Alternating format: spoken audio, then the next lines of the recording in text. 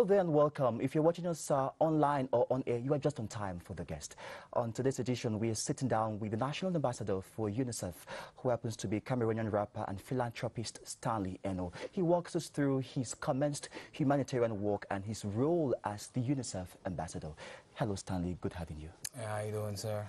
Good. Now, tell me, what does this mean to you, being a UNICEF Ambassador since the month of August? I mean, it means a lot. I mean, we're very thankful, but I mean, it comes with a very heavy weight as well, because I mean, it's a huge task and mission, you know. But I mean, it's super beautiful because heavy is not in the terms of the weight, but it's in terms of the beauty and the magnitude. You know what I mean? To be able to work for kids, and you know, if you're working for kids, then you're building a nation. You are celebrated in most parts of the world basically for your music style, and other people too have come to laud sometimes your passion and your concern for humanity. What will you be doing as a UNICEF ambassador? Let's peep into this new facet of Stanley ENOW. I'll be sleeping in my house all day. But yeah, I mean, as a UNICEF ambassador, it's you know, it's a lot of advocacy, you know, building and creating projects to make sure that the Cameroonian and the African youth in general has a proper access to health and education, because that's my prior concern. It's a very big concern for me. Even without being even out of UNICEF, I've been doing a lot of philanthropy, and you know, we just have to make sure that we come with an organization that has leverage and has more cases, or has a platform where we can also come in and chip in and help, and you know, it's beautiful. Just the other day, Cameroon was declared free from the white polio, and part of your crusade will be to have people trust clinical procedures despite the pandemic which we are going on now. And you mentioned earlier that we still have some strains of this polio 1, 2, 3 in an earlier press conference. Can you walk us through this trust you're about to bring out in the women and children out there? C'est vrai qu'il y a des souches. Like you said, there's some strains, and you know, poliovirus is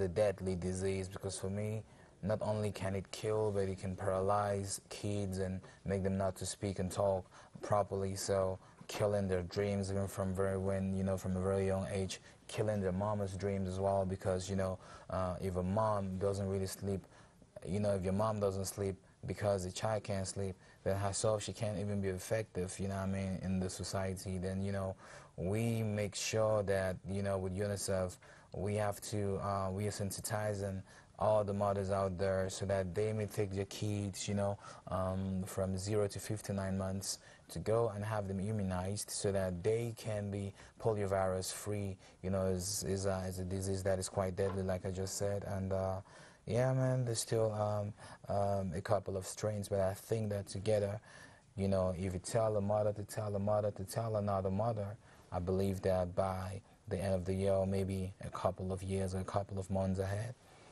it's going to be over.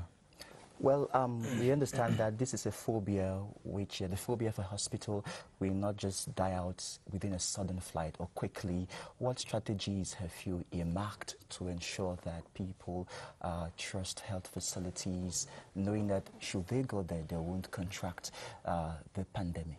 You know, with UNICEF, we're trying as much as possible to create safe ground for families and moms. We want to go and support their kids in this whole vaccination campaign. I mean, the UNICEF team is going to be going from home to home in 6 regions of the country, I believe. And, you know, it's really going to be easy. It's just, you know, it's from the 18th to the 20th.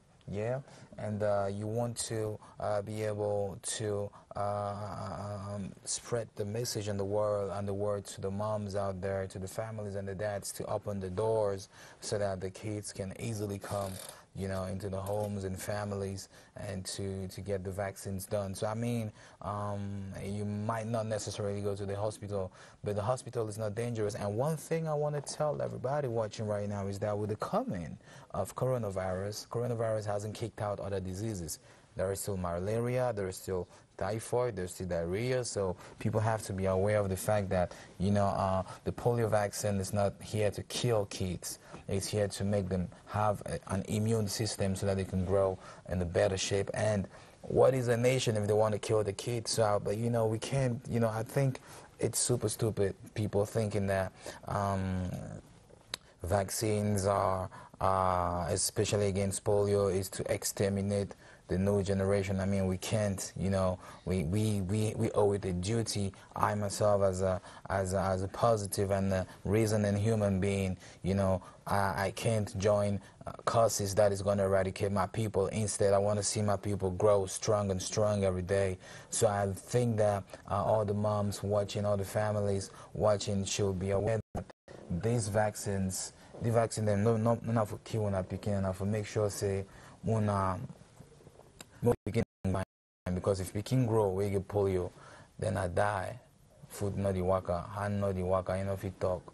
You understand what I mean? Say, you know, so me mommy them, me papa them join UNICEF via my voice for make sure say me that Pekin and be okay, because if Pekin and not be okay, then we'll not get country. Yeah. And just before you go, Stanley, it's difficult to separate Stanley, the artist, Stanley, the Goodwill ambassador. But what's up with you? What's the latest in terms of your musical career? What's up? The sky. Yeah, I mean, you know, the sky is blue, and we're dropping an EP very soon. We're dropping a couple of wild singles, and we're trying to make sure that we sleep a lot in the forest, to make sure that we have all those, the right djembes, the right tam-tams, and the right drums, so that when we drop, it goes viral. I mean, it's beautiful music, and it's more, as usual, friendly content, so that people may be super happy and super inspired. I think the African youth right now needs positive messages more than ever, because we are at, you know, we are at the level or at a kind of a moment where it's either we're taking a turn. It's either we fail or either we go on the right track, you know what I mean? So I think right now, as an artist, as a leader, I have to try as much as possible to keep feeding my people with cute content. And I just want to use this opportunity to give a big shout out to my team. I think it's the best that Cameroon has ever seen so far with an artist. And, you know, it's, we just have to keep going and, you know, ready your ears, man. If your ears are not ready, man, go and buy Coton Tige, go and buy, you know, because, you know, we're giving you some mad-ass music soon, boy.